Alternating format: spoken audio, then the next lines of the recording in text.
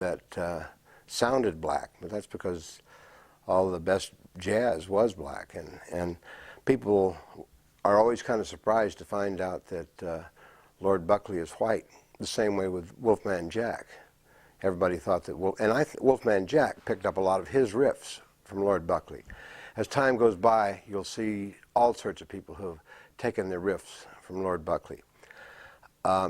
Working on Great Notion, I was able to draw on that, the rhythm of status quo vadis, that's what we call the Nero bit, and this was the first part of what we call the trip.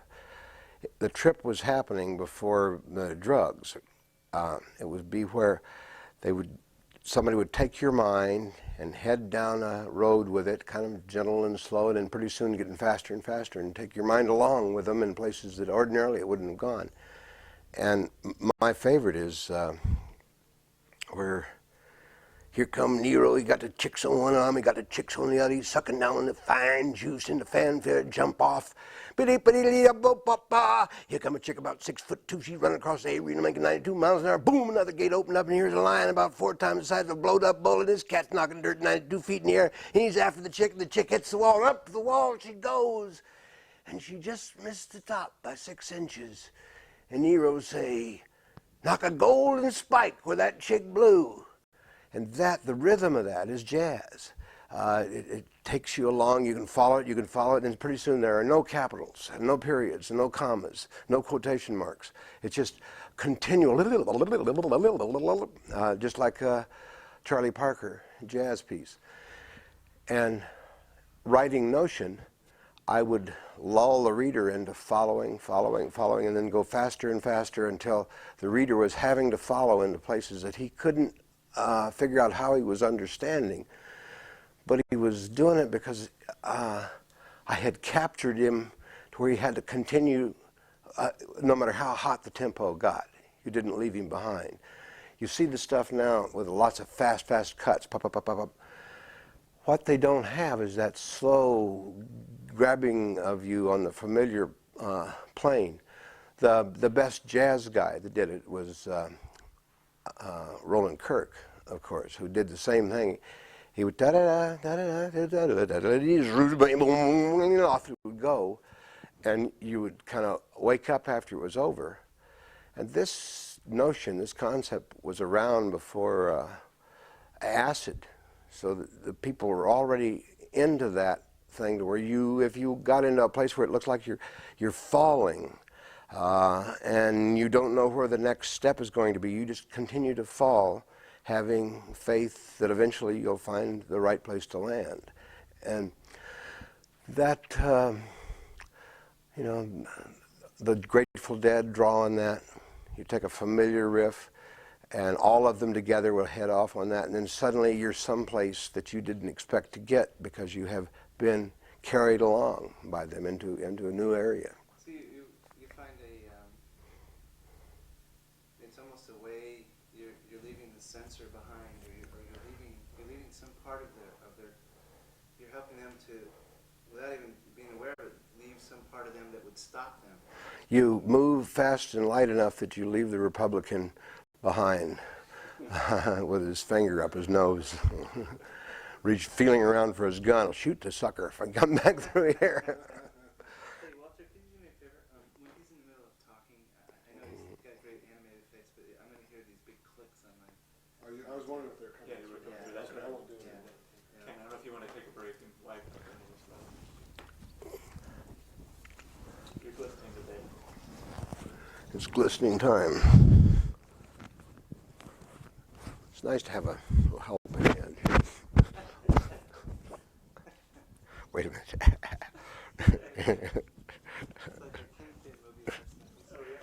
Oh, God, have you guys seen Fear and Loathing? Yeah, no, I haven't seen that yet. Oh, too bad. Don't miss it. Johnny Depp is so good. You just completely expect it to be Hunter. After 5 seconds, it's just Hunter. It's amazing stuff. And the fact that it's made at all right now is astounding. Yeah. That with the current... It was a Pretty current. wild. Yeah, it's very wild. Terry Gilliam's kind of, in some ways, he's like, he reminds me of, you know, the little mammals that existed at the end of, right before the dinosaurs died out, you know, they were scurrying between their toes. That's a good image of Terry Gilliam. Let's see, did you ever actually get to meet Lord Buckley? No, I watched him there and that one time, but he had a retinue and he was busy. And he was tired, you could tell when you saw him. To do what he was doing and be the first one doing it, it must have taken tremendous energy and very little payoff. You know, you could imagine. I'm amazed that he did Ed Sullivan. But you know, that's the thing about him, is he was very well read. Who else, you know, is going to do a thing about Gandhi or the Marquis de Sade? This is, people on MTV today wouldn't have any idea who he was talking about. He was an intellectual. And you know, it's interesting too, is that he wasn't, I don't think he finished high school. I bet not. Yeah, it's like Cassidy. Cassidy was the best at it. Buckley was building his routines around stuff. Cassidy was making up his routines as he went along, and they sometimes you were able to record them and sometimes not. He did stuff that if Lord Buckley had been there, Lord Buckley would have taken his hat off to Cassidy, because Cassidy, by far, was the best. One time, in the early 60s, I'd gone to town, up into San Francisco to see Lenny Bruce. He was playing the Off-Broadway. And we'd taken a little peyote. This Vic Lovell and this girl Sally Dem and I were just beginning to peyote along and looked across the street there on Broadway, and there was Jonathan Winters trucking along with a really sharp-looking pearl button roll cowboy outfit and a cowboy shirt, and I yelled, "Hey, Jonathan," and I scooped up a ball and I threw it to him. And he caught it immediately and threw it back to me. So we walked down the road there, catching and throwing back and forth this non-existent ball. And when we got down to Off-Broadway, I said, "Yeah, we're going in here." He says, "Oh," he says, "I'm busy, but I do love Lenny Bruce." God love you, Lenny," he shouts in there. And his girlfriend came over and said to me, he says, "You know that Jonathan Winters is the best." And I said, "Well, I guess he is the best now that the best has died." And Jonathan Winters turned and he says, "Who are you talking about?" And I said, "Lord Buckley." And he took off his cowboy hat and he says, "You're talking about the Stan Kenton of comedy." And while we were standing there in front of the Off-Broadway with Jonathan Winters, waiting to see Lenny Bruce, out the door comes Mort Saul and Shelley Berman. It was sort of the night of the comics right there. And we got into talking about Lord Buckley. And they all knew Lord Buckley's work. And then they knew that he was never going to be greatly popular, but that they had learned a tremendous amount from him. When people want to know who I think I learned the most from as a writer in the last 20 or 30 years, it's Beckett. Beckett is a writer's writer. Writers learn from Beckett. The audience, the readers, don't know who Beckett is. But a writer knows what Beckett is doing, and you can learn stuff from him that you can't read out of or into a Stephen King book, or even John Updike. You know, I didn't ever learn anything from John Updike or any of that crew. But Beckett, the spareness of who he was, the way his mind worked, was tremendously educational to a lot of young writers. And the same way with Lord Buckley. People don't know who he was, but anybody who has ever kind of followed that notion of the mental and verbal trip knows that he was one of the real fountains of it. Are you good at condensing things? Could that thing you just said, could you bring it, I mean, that would make a lovely part, just a little shorter? That'll take longer. Okay. All right. Ashley, can you pull it out? This one back. Okay. Did you glance at my notes? Because you're going through all the things I was going to ask you. No, I didn't. All right. Let's see. Sorry, 1 second. Is it possible we could have you That's turn good. 5 inches this way? Or this way, The way that you were. like that. That way your button's not going to glare. Okay. Yeah, that looks great. Yeah, that's good. Yeah. I did hear that Cassidy tape where he's in the car rapping, and I said, man, there is, Buckley's there. And I said, he must have, I said, I don't think Buckley got it from him. I think he probably got it from Buckley. But it was amazing, the similarities in it. Yeah, and that piece of stuff, it goes on for hours.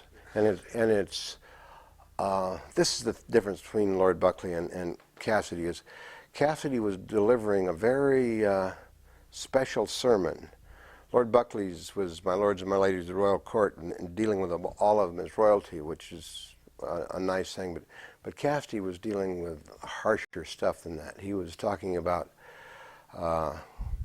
life and death, and how you find life by being very close to the edge and keeping your fingers on the edge all the time, so you know where the edge is. Just don't try to wander away in the dark, because you'll fall over the edge. And Cassidy's I'll put you in touch with my son, who can let you have some of this Cassidy stuff. Yeah, because I don't think either of them ever met or were influenced by each other, except by jazz. Cassidy never cared that much for the Grateful Dead or the Jefferson Airplane. He kind of liked to listen to Yarma play every so often, but he was a jazz man. He used to say, rock and roll is for Neanderthals, he says, jazz is for intellectuals. And he was an intellectual, and so was Lord Buckley, because, you know, when he's doing flipsters, hipsters, and finger-popping daddies, who's going to know what he's talking about, except somebody who's read a little bit of Shakespeare. Well, what are your favorite pieces? I think that Nero piece is the best. It's longest.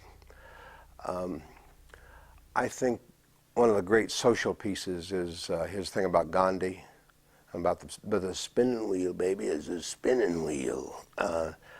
That is speaking. That's anti-war, in its way. The most graphic, strangest piece by far is the Marquis de Sade piece, where they go down to, there was a blue boat in a black lake. What an image.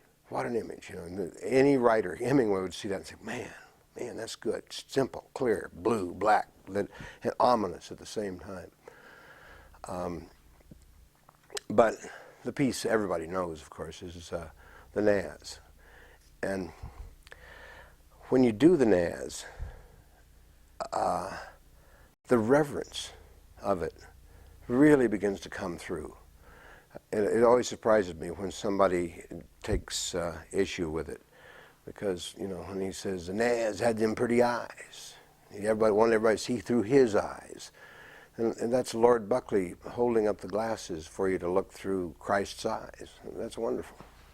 I find it really fascinating that people could think it's sacrilegious. Yeah, me too. Well, you know, one of the things that we've learned from LSD is there's room. There's room for it all. There's room for Buddhism and Christianity and Hinduism and voodooism and the whole shot.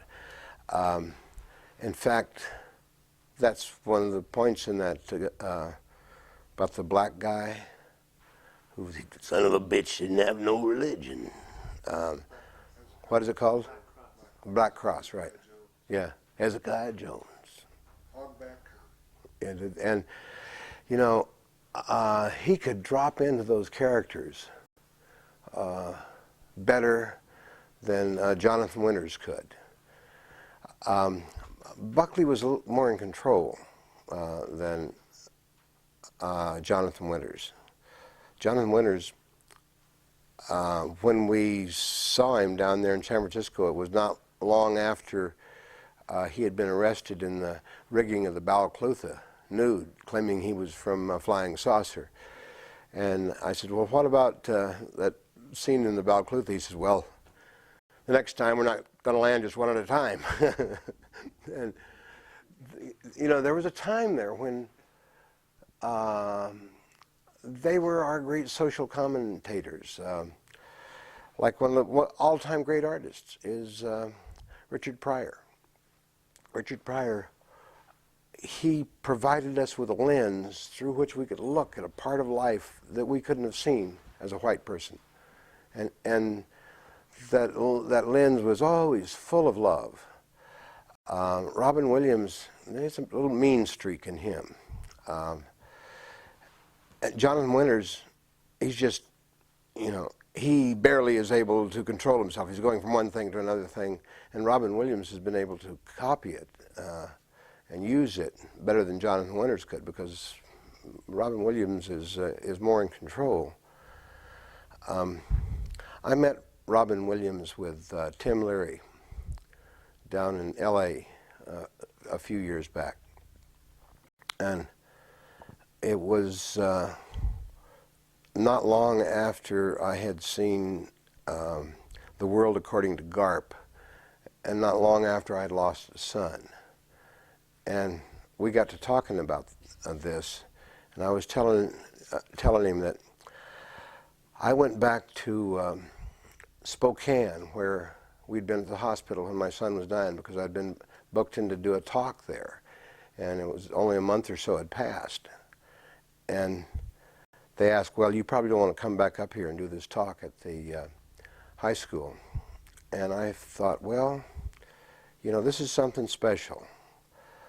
And so I said, I'll do it. And then when I got there, I found out I was in the same room that Faye and I had been staying in before, in the little motel there in Spokane.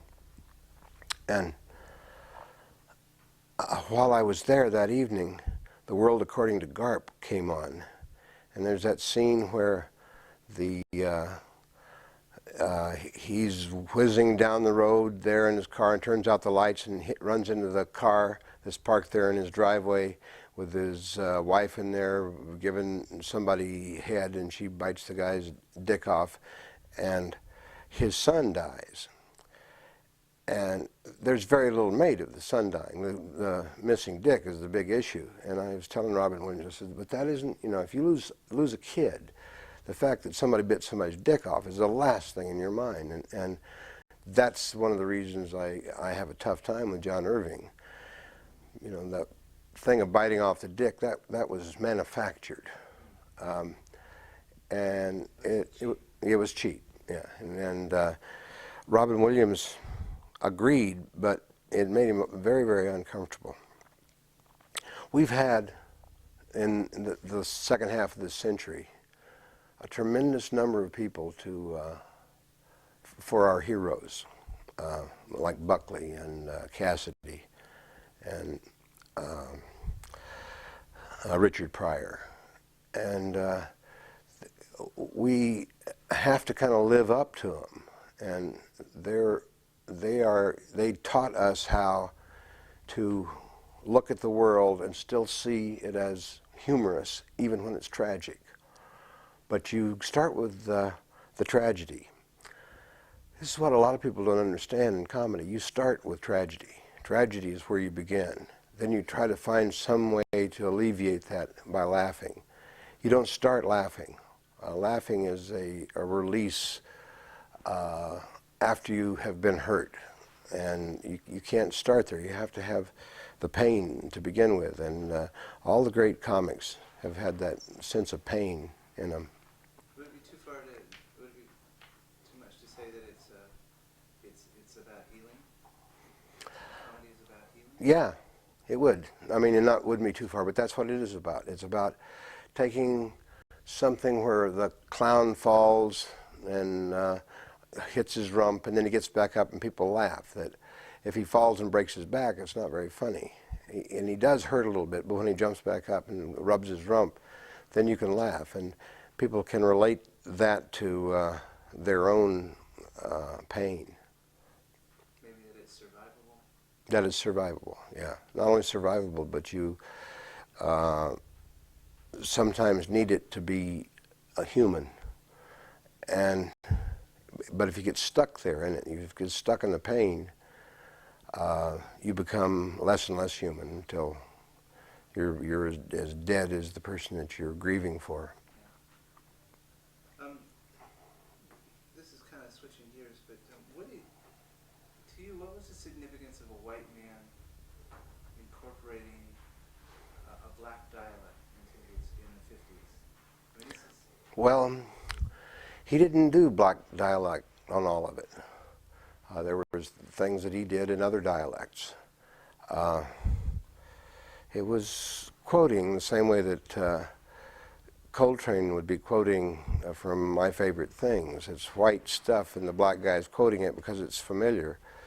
And that's always been fair in jazz, to go back and quote some other person's. Also, in jazz, that whole black and white thing broke apart really quickly there. Like Charlie Parker had this redheaded Jewish kid that played for him. I can't remember the name, but yeah. And you know, he was as good as you could get, and they didn't think of him as white or black. He was a jazz player. I do a thing that I call a warrior test, to know who are the real warriors of our time. And I do it in this way. I think of it as shit floats, but cream rises. And shit floats is Eddie Murphy. Cream rises is Richard Pryor. Shit floats is Jerry Rubin. Cream rises is Abby Hoffman. Shit floats is Madonna. Cream rises is Joan Baez. These people, as you run it down, all the people that are hearing, they go, that's right, that's right. And Buckley was some of the richest of cream in the last century, I think. Yeah, he's, to learn from these guys, to have them around, to know people like Ginsberg and Leary. When Leary was dying, his son called me and told me that if I wanted to talk to his dad one more time, I better give him a call that night because he was checking out. So I called him, and I could just barely hear Leary on the other end of the phone and breathing. And I said, Tim, it's just been great these last 5-7 years because we've been able to kind of get through that Tom Wolfe stuff, which wasn't true to begin with.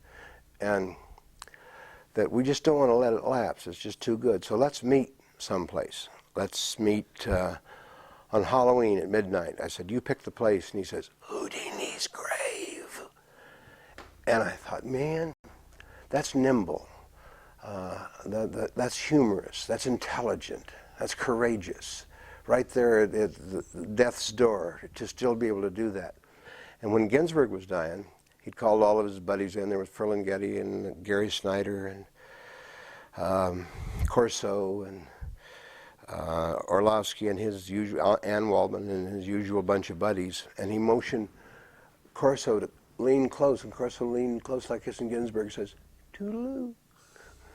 And I thought, how Allen Ginsberg-esque, this is finally it comes down, never mind Buddha, never mind poetry. This is just a sweet guy saying goodbye. And all of the people that we have known who have been part of this, they have had tremendous courage. And if we don't live up to it, they're going to give us a lot of crap. When Garcia died and I went to the funeral, I told them there, I said, look, when Joe Montana got broken, you didn't disband the 49ers. You got another quarterback. I said, if you guys disband and don't play anymore, you're going to get to heaven or hell, and there's going to be one pissed off Jerry Garcia up there giving you a lot of crap about it.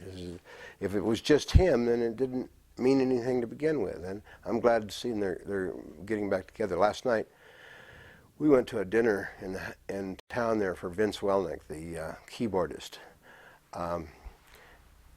and they are beginning to play as the other ones, and it'll never be the same without Garcia, and nobody expects it to be, but they're getting back out on the road, and I'm glad to see it. Yeah. Yep. You know, your descriptions of these death scenes is really reminiscent of the coda of Horse's Mouth. You know, Uh-huh. where he's, you know, The same thing, sister. it's time you should be praying. Mhm. That's the same thing, man. Same thing, sister. Yeah, sister, right, That's a great book. Gully Jimson is one of the great heroes of literature. You know, he's up there with Ahab and people like that. People and Holden Caulfield. People don't know The Horse's Mouth, but anybody who does knows that that is a tremendous hero. It's so neat. What is the effect of Lord Buckley's voice on you when you listen to his voice? Well, he was able to play the microphone really well, even when I saw him live. And a little crummy sound setup where the microphone there on the podium and the only speaker was in that podium. He could lean over and play through that microphone and listen to what he was doing and work it. There was a lot of mileage in that voice. It had been down some very rough roads, you could tell. And yet it was still very sweet. When he would do that thing, and he did it there at the Coffee Gallery, he says, "I'm going to tell you something. I love you." And you knew that he meant it. You knew that he meant it with every fiber, and that he was able to rally there. And it did embarrass people to hear that. Did it have the effect of his voice, was it just entertaining just to hear the voice? Yeah, I think people didn't need to speak English to enjoy his voice. You could enjoy it just of the highs and lows and the rhythms and the sudden stops and and if you read a chunk of notion, the breaking of the rhythms, the springing of the rhythms, so that you will be going along, you think you're just getting, and then pretty soon it's got you to where it's all hooking together into one raga. He played his voice like Ravi Shankar. He used it as an instrument, and it was good whether you could follow his words or not. In fact, the records that I used to have, you have to really listen hard to be able to get the words, like in Nero where he says, "Fetch the chariot." You don't know for a while that he's saying, "Fetch the chariot." And it takes you a long time. Listen hard to an old 45 RPM record to get it off of it. Yeah, to distinguish the chariot from the scratch. Or Yeah, the bad old records. If you were to say if Lord Buckley had a message, what would it be? It'd be that same thing that he always says, is "I love you." Love being the prime mover. This is a guy that had been really high a lot, probably on a lot of different stuff. Probably been smoking very good dope from his early childhood, and had a chance to really get down there and look the cosmos right in the eye and know that when it comes down to it, that love is the real power. It's the lasting power. That's enough. Okay. Okay. Thank you so much. Okie doke.